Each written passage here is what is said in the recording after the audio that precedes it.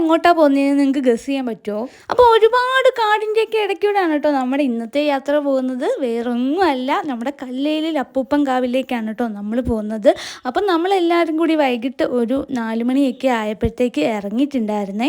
അപ്പം ആനയൊക്കെ ഇറങ്ങുന്ന സ്ഥലമാണ്. അവിടെ ഒരുപാട് രാത്രിയാവുന്നത് വരെ നമുക്കവിടെ നിൽക്കാനൊന്നും പറ്റില്ല കേട്ടോ. അവിടെ ചെക്ക് പോസ്റ്റിൻ്റെ മുന്നിലായിട്ട് മുന്നറിയിപ്പ് ബോർഡൊക്കെ വെച്ചിട്ടുണ്ട്, ആന ഇറങ്ങുന്ന സ്ഥലമായതുകൊണ്ട് തന്നെ.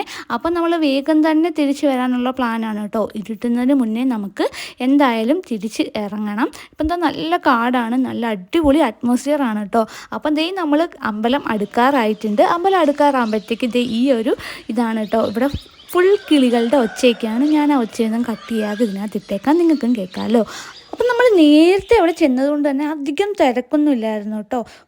നമ്മൾ ചെന്ന് കഴിഞ്ഞതിന് ശേഷമാണ് ആളുകളൊക്കെ വന്ന് തുടങ്ങിയിട്ടുണ്ടായിരുന്നത്. അതുകൊണ്ട് തന്നെ നമുക്ക് നല്ലതായിട്ട് തൊഴാൻ പറ്റി, നമ്മുടെ കാര്യങ്ങളൊക്കെ നടത്താനും പറ്റിയിട്ടുണ്ടായിരുന്നു. ഇതാണ് കേട്ടോ എൻട്രൻസ് വരുന്നത്. നമ്മൾ ഇതിലേക്കൂടെയാണ് സ്റ്റെപ്പ് വഴി താഴോട്ട് ഇറങ്ങി പോവുക. അപ്പോൾ ദേ നമ്മൾ അമ്പലത്തിനകത്തേക്ക് കയറാൻ പോവാണ് കേട്ടോ. നമ്മൾ ചെല്ലുമ്പോഴേ ഒരു പോസിറ്റീവ് എനർജിയാണ് നമുക്ക് കിട്ടുക. അവിടെ ചെല്ലുമ്പോൾ എന്തായാലും അടിപൊളി പ്ലേസ് ആണ് കേട്ടോ. നിങ്ങൾ എന്തായാലും ഒന്ന് പോകും നോക്കണേ, പോകാത്തവരുണ്ടെങ്കിൽ. അപ്പോൾ നമുക്ക് അവിടെ നിന്ന് കഞ്ഞിയും പയറൊക്കെ കിട്ടിയിട്ടുണ്ടായിരുന്നു. നമ്മൾ അതൊക്കെ കഴിച്ചാണ് ഇറങ്ങിയിട്ടുണ്ടായിരുന്നത്.